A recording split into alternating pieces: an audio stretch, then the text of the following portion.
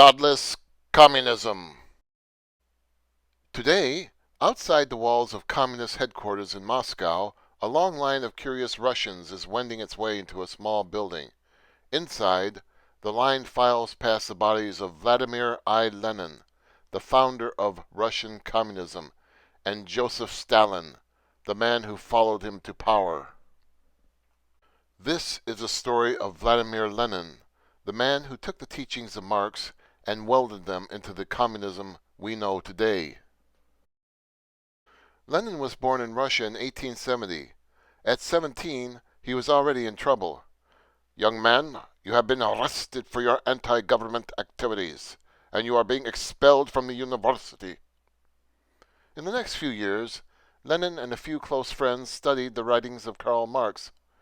"Comrade, Karl Marx had the answer. Now it is up to us to enlarge on his practices and put them into practice in Russia." Lenin became an accepted Marxist leader. "As followers of Marx, we will use every means possible to overcome those who stand in our way.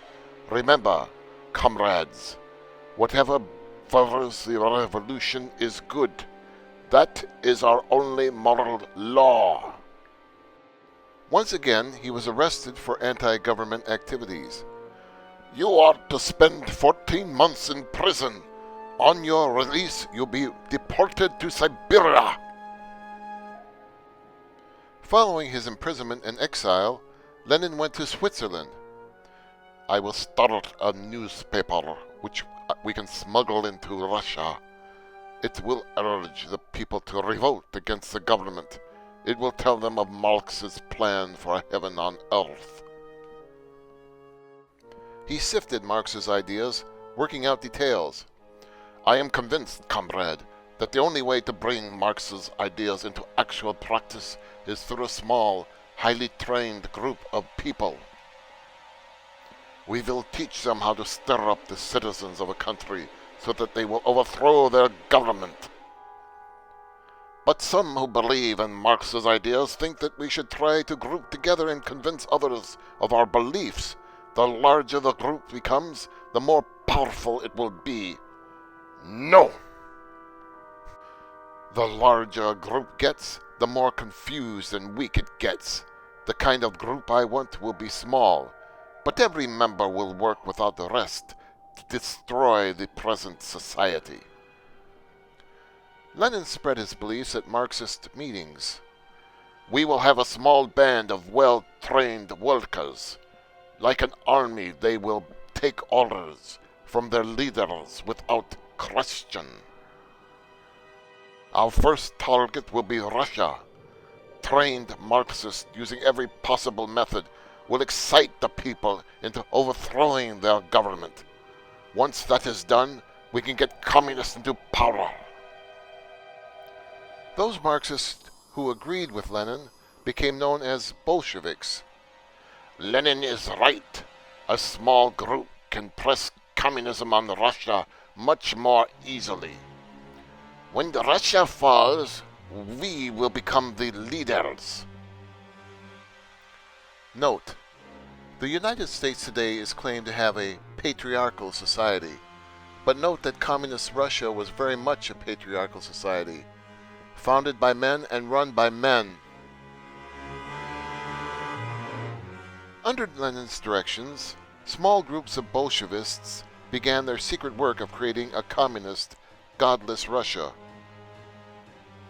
By robbing, by spreading lies, in order to buy arms, and by studying how to use them. Thus, the Bolsheviks, later to be called the Communist Party, were born. They are the sinful roots created by Lenin to grow the sinful seed planted by Karl Marx. Such evil roots could grow nothing but evil fruit. Lenin became the supreme leader of the Bolsheviks. "If you are a Bolshevik, you must do exactly what Lenin says. Yes, what he says is always right." Joseph Stalin and Nikita Khrushchev were to follow Lenin's lead. The leader of the Communist Party would henceforth be the supreme ruler. the dictator who could do no wrong. Dictator Lenin, Stalin, Khrushchev. Communist Party. The government. The people. In fact, Joseph Stalin was already beginning to learn from Lenin in 1905 in Finland. It is an honor to meet you. I have heard of your work, comrade. You let nothing and nobody stand in your way.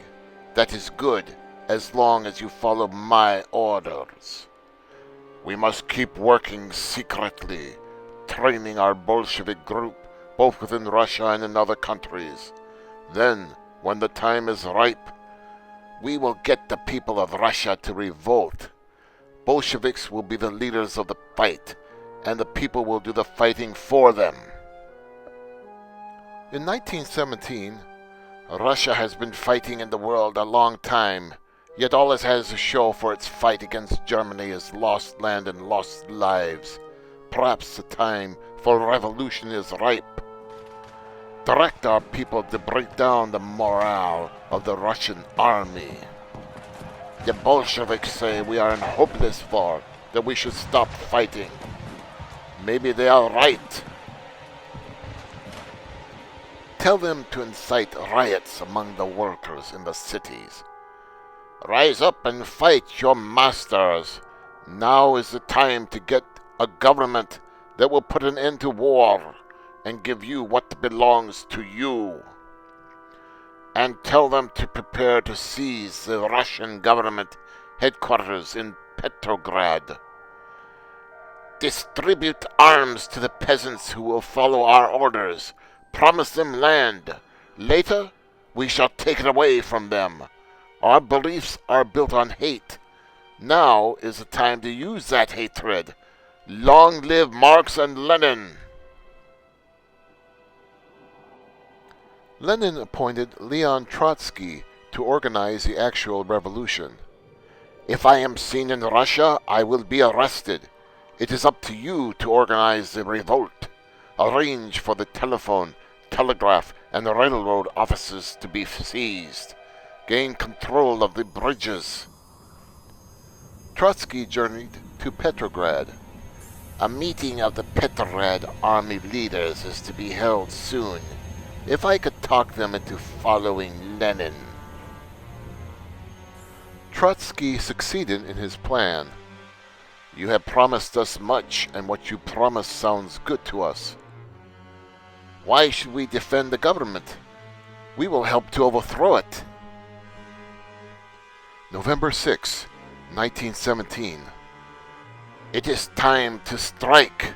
With what we have promised the people, it should be easy. Get going. By the end of the day, nearly all important places in the city were held by the Bolsheviks.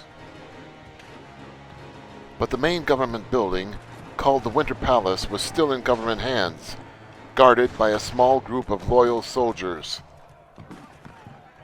To be continued in the next episode of This Godless Communism.